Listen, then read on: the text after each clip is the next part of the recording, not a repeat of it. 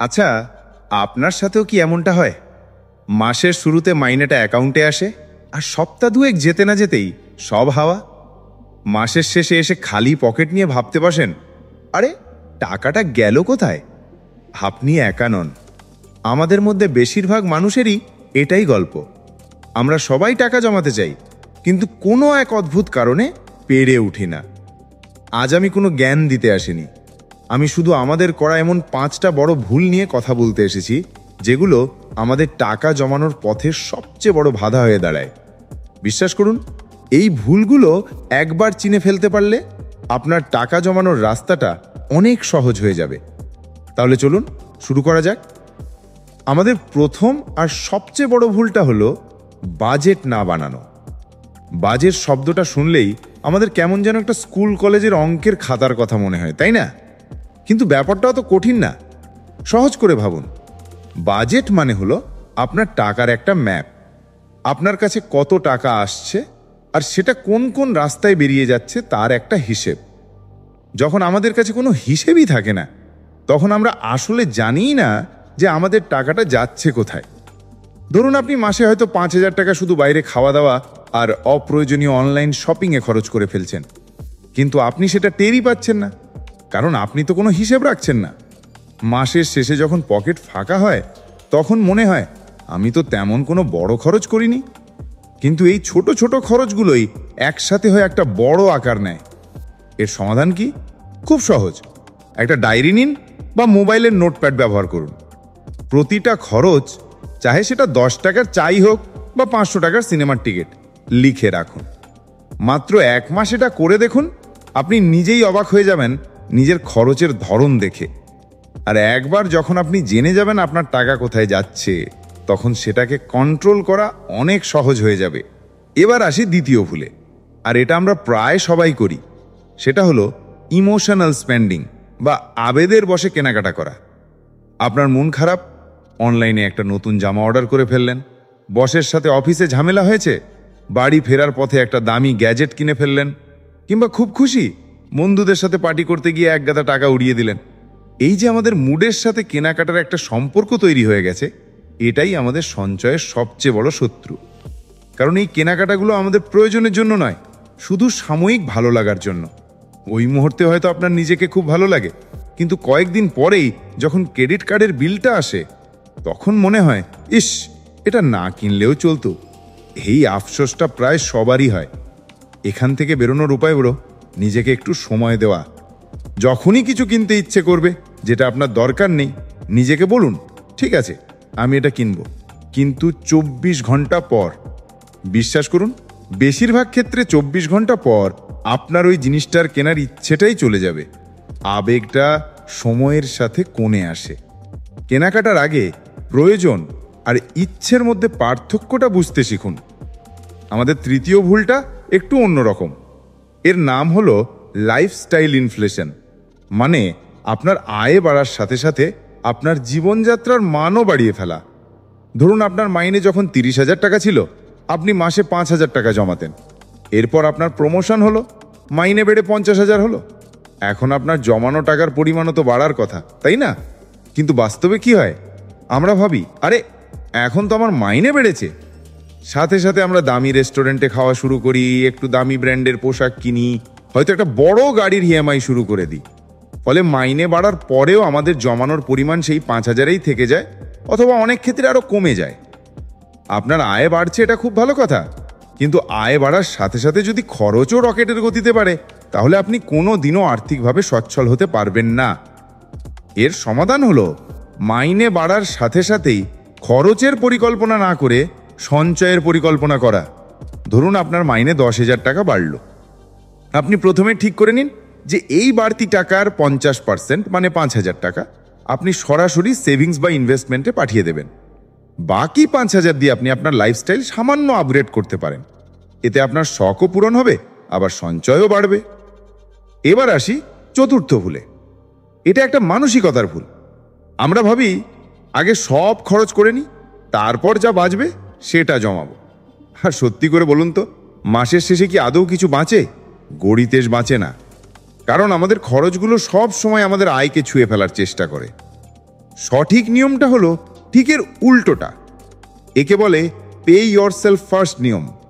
মানে মাস মাইনে পাওয়ার সাথে সাথেই অন্য কোনো খরচ করার আগে আপনি নিজেকে পে করুন, অর্থাৎ আপনার সঞ্চয়ের টাকাটা আলাদা করে সরিয়ে ফেলুন। এটা করার সবচেয়ে ভালো উপায় হলো অটোমেশন। আপনার ব্যাংকে নির্দেশ দিয়ে রাখুন যাতে প্রতি মাসের 1 বা 2 তারিখে আপনার স্যালারি অ্যাকাউন্ট থেকে একটা নির্দিষ্ট পরিমাণ টাকা স্বয়ংক্রিয়ভাবে আপনার সেভিংস অ্যাকাউন্ট, আরডি বা মিউচুয়াল ফান্ডে চলে যায়। যখন টাকাটা আপনার চোখের সামনেই থাকবে না, তখন সেটা খরচ করার ইচ্ছেও পাবে না। আপনি বাকি টাকাটা দিয়ে মাস চালানোর অভ্যেস করে ফেলবেন।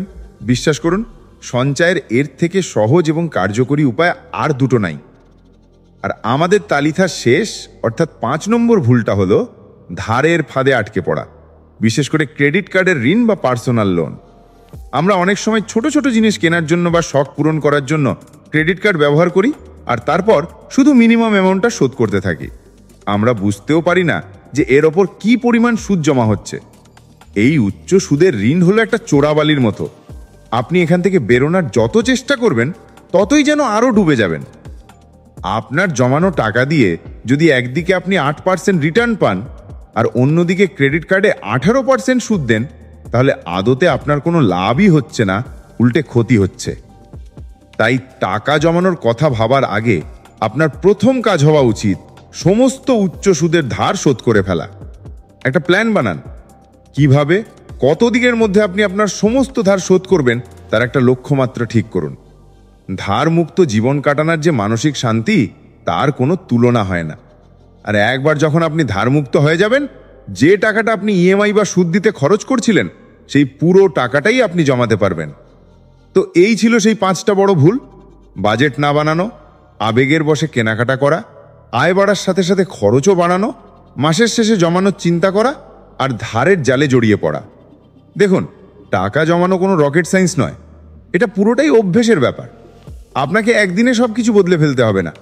এই 5টার মধ্যে যে কোনো একটা ভুলকে টার্গেট করুন, যেটা আপনার মনে হয় আপনি সবচেয়ে বেশি করেন। শুধু সেটাকে ঠিক করার চেষ্টা করুন। ছোট ছোট পদক্ষেপ নিন, দেখবেন 1 মাস 2 মাস পর আপনার নিজের মধ্যে একটা দারুণ পরিবর্তন এসেছে। আর সেই পরিবর্তনটাই আপনাকে আগামী দিনে আর্থিকভাবে সুরক্ষিত রাখবে। আপনার ভবিষ্যৎ আপনারই হাতে।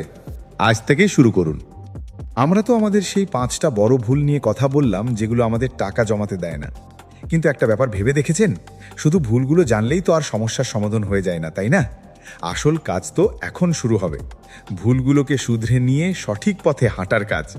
তাহলে চলুন এবার আলোচনা করা যাক সেই 5টা কার্যকরী পদক্ষেপ নিয়ে, যা আপনাকে শুধু টাকা জমাতেই সাহায্য করবে না, বরং আপনার টাকার সাথে একটা সুন্দর সম্পর্ক তৈরি করে দেবে। আমাদের প্রথম এবং সবচেয়ে গুরুত্বপূর্ণ পদক্ষেপটা হলো একটা লক্ষ্য ঠিক করা। ভাবুন তো, আপনি বাড়ি থেকে বেরিয়েছেন, কিন্তু কোথায় যাবেন জানেন না। তাহলে আপনি কি করবেন? এদিক ওদিক কিছুক্ষণ ঘুরে আবার বাড়িতেই ফিরে আসবেন। টাকা জমানোর ব্যাপারটাও ঠিক সেরকম। আপনার যদি কোনো নির্দিষ্ট লক্ষ্যই না থাকে যে আপনি কেন টাকাটা জমাচ্ছেন, তাহলে কিছুদিন চেষ্টা করার পরই আপনার উৎসাহ হারিয়ে যাবে। এই লক্ষ্যটা যে কোনো কিছু হতে পারে। হয়তো আপনি আগামী 1 বছরের মধ্যে একটা ভালো মোবাইল ফোন কিনতে চান, বা 2 বছর পর বন্ধুদের সাথে একটা দারুণ ট্যুরে যেতে চান, কিংবা 5 বছর পর একটা গাড়ি কেনার ডাউন পেমেন্ট জমাতে চান। আপনার লক্ষ্য যাই হোক না কেন, সেটাকে একদম নির্দিষ্ট করুন। একটা কাগজে লিখে আপনার চোখের সামনে, যেমন পড়ার টেবিলে বা আলমারির দরজায় লাগিয়ে রাখুন। যখনই আপনার অপ্রয়োজনীয় খরচ করতে ইচ্ছে করবে, ওই লেখাটার দিকে একবার তাকাবেন। ওই ট্যুরের ছবিটা বা ওই গাড়িটার স্বপ্নটা আপনাকে মনে করিয়ে দেবে যে এই ছোট ছোট আত্মত্যাগগুলো একটা বড় স্বপ্নের জন্য। লক্ষ্য ছাড়া সঞ্চয় ঠিক মাঝি ছাড়া নৌকার মতো। এবার আসি দ্বিতীয় পদক্ষেপে, আর সেটা হলো ছোট থেকে শুরু করা। আমাদের অনেকের একটা ধারণা আছে যে টাকা জমাতে হলে বুঝি মাসের শুরুতেই হাজার হাজার টাকা আলাদা করে রাখতে হবে। আর এই বড় অঙ্কটা ভাবতেই আমরা ঘাবড়ে যাই আর শুরুই করতে পারি না। কিন্তু কে বলেছে আপনাকে প্রথম দিনেই ম্যারাথন দৌড়াতে? আপনি স্প্রিন্ট দিয়ে শুরু করুন। প্রতিদিন মাত্র 50 টাকা বা 100 টাকা জমানোর চ্যালেঞ্জ নিন। ভাবছেন এই সামান্য টাকায় কি হবে? হিসেবটা খুব সোজা। আপনি যদি প্রতিদিন মাত্র 100 টাকা জমান, যেটা হয়তো আপনার 2 কাপ কফি বা সিগারেটের খরচ, তাহলে মাসে সেটা হয় 3000 টাকা, আর বছরে হয় 36,000 টাকা। ভাবুন একবার, কোনো চাপ না নিয়েই বছরে আপনার হাতে একটা বড় অঙ্কের টাকা চলে আসছে। যখন আপনি দেখবেন যে আপনি ছোট ছোট অঙ্ক জমাতে পারছেন, তখন আপনার আত্মবিশ্বাস বাড়বে। আর এই আত্মবিশ্বাসই আপনাকে ভবিষ্যতে আরও বড় অঙ্কের টাকা জমাতে উৎসাহ দেবে। মনে রাখবেন, বড় নদীও কিন্তু ছোট ছোট ঝর্ণার ধারা দিয়েই তৈরি হয়। আমাদের তৃতীয় পদক্ষেপটা হলো প্রযুক্তিকে বন্ধু বানানো। আমরা আগেরবার অটোমেশনের কথা বলেছিলাম, এবার সেটাকেই আরেকটু বিস্তারিত বলি। আজকের দিনে আমাদের সবার হাতে স্মার্টফোন আছে আর ব্যাংকের অ্যাপও আছে। এই প্রযুক্তিকে নিজের আলসেমির বিরুদ্ধে কাজে লাগান। আপনি আপনার ব্যাংকের অ্যাপে গিয়ে একটা রেকারিং ডিপোজিট বা আরডি খুলে ফেলুন। প্রতি মাসে একটা নির্দিষ্ট তারিখে, ধরুন মাইনে পাওয়ার পরের দিন, আপনার স্যালারি অ্যাকাউন্ট থেকে একটা নির্দিষ্ট অঙ্কের টাকা স্বয়ংক্রিয়ভাবে কেটে ওই আরডিতে জমা হয়ে যাবে। এর সবচেয়ে বড় সুবিধা হলো পুরো ব্যাপারটা আপনার চোখের আড়ালে ঘটে যাবে। আপনাকে কষ্ট করে মনে রাখতে হবে না বা ব্যাংকে যেতে হবে না। যখন টাকাটা আপনি আপনার অ্যাকাউন্টে দেখতেই পাবেন না, তখন সেটা খরচ করার প্রশ্নই ওঠে না। এই ছোট্ট একটা অটোমেশন আপনার টাকা জমানোর অভ্যেসকে আমূল বদলে দিতে পারে। একে বলে আপনার টাকার জন্য একটা সিস্টেম তৈরি করা, যাতে আপনাকে ইচ্ছা শক্তির ওপর পুরোপুরি নির্ভর করতে না হয়। চতুর্থ পদক্ষেপটা একটু মানসিক, আর সেটা হলো তুলনা করা বন্ধ করুন। আমরা আজকাল সোশ্যাল মিডিয়ার যুগে বাস করি। এখানে আমরা সারা দিন দেখতে থাকি আমাদের বন্ধুরা কে কোথায় ঘুরতে যাচ্ছে, কে কি দামি জিনিস কিনছে, কে কোন নতুন রেস্টুরেন্টে খাচ্ছে। আর এই সব কিছু দেখে আমাদের মনের মধ্যে একটা চাপ তৈরি হয়। আমাদেরও মনে হয় আমারও তো এটা করা উচিত। আর এই লোক দেখানো জীবনযাত্রা বজায় রাখতে গিয়েই আমাদের সঞ্চয়ের পরিকল্পনাটা নষ্ট হয়ে যায়। মনে রাখবেন, সোশ্যাল মিডিয়ায় বেশিরভাগ মানুষই তাদের জীবনের সেরা মুহূর্তগুলোই শেয়ার করে, তাদের স্ট্রাগল বা ঋণের বোঝাটা নয়। আপনার জীবন আপনার, আপনার আয়ও আপনার, আপনার স্বপ্নও আপনার।